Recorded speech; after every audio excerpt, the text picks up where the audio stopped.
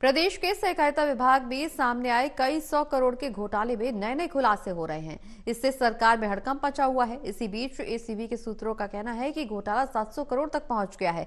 घोटाले का मास्टरमाइंड विभाग की सहायक रजिस्ट्रार अनु कौशिक को गिरफ्तार कर लिया गया है। वो कई 100 करोड़ की मालकिन बन चुकी हैं और दुबई में सेटल होने की कोशिश कर रही थी।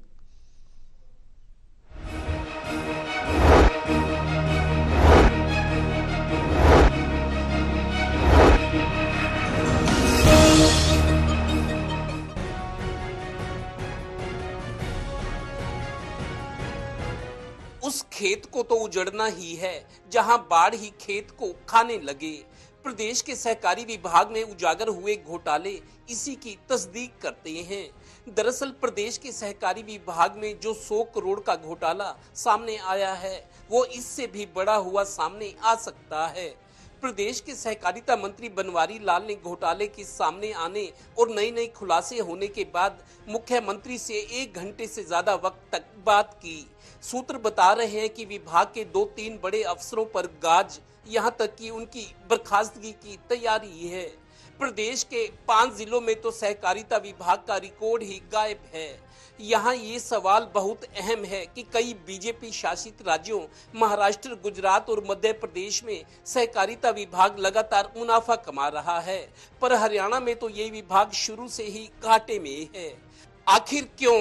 पानीपत शुगर मिल जो अमूमन हमेशा से ही घाटे में रही है, यहाँ आए प्रदेश के सहकारिता मंत्री बनवारी लाल से टोटल न्यूज का सवाल।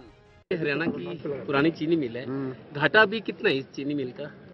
देखो एग्जैक्ट तो पूरा नहीं पता, सभी का कलेक्टिव है, तो घाटे में हमारी सारी मिलें लगभग हैं। लेकिन जिस तरह से अब हम दूसरी चीजें बनाने लगे, जैसे इथेनॉल, हम इस मिल के अंदर भी प्रोविजन है जो नई मिलें बनेगी। दरअसल प्रदेश में सहकारिता विभाग हमेशा से ही कुप्रबंधन और भ्रष्टाचार का शिकार रहा है। इस विभाग का जो निचले स्तर पर ढांचा है वहीं से गड़बड़ियां शुरू हो जाती हैं। फिर ऊपरी स्तर पर भी लुका छिपी का खेल इसलिए भी चलता है कि राजनीतिक संरक्षण और नौकरशाही इस विभाग को ज्यादा अहमियत नहीं देते, इसीलिए अब पानी सिर से गुजरता चला गया।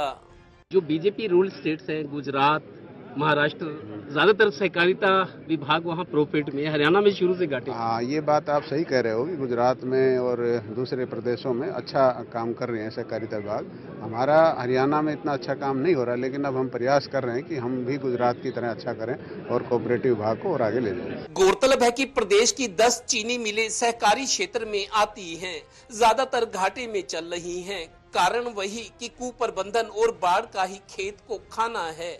अब जाकर सरकार को पता लगा कि एसीबी की जांच में क्या क्या सामने आ रहा है। वीटा मिल्क प्लांट, सहकारी समितियां, अपेक्स और कोऑपरेटिव बैंक, ये सब सरकारी क्षेत्र में आते हैं। और अब एक खास बात, बदले समय के साथ ही सहकारिता विभाग की अहमियत बढ़ गई है। अगर ऐसा ना होता तो सहकारिता विभाग केंद्रीय मंत्रिमंडल में अमित शाह जैसे बोल्ड मिनिस्टर को क्यों दिया जाता? सवाल फिर वही।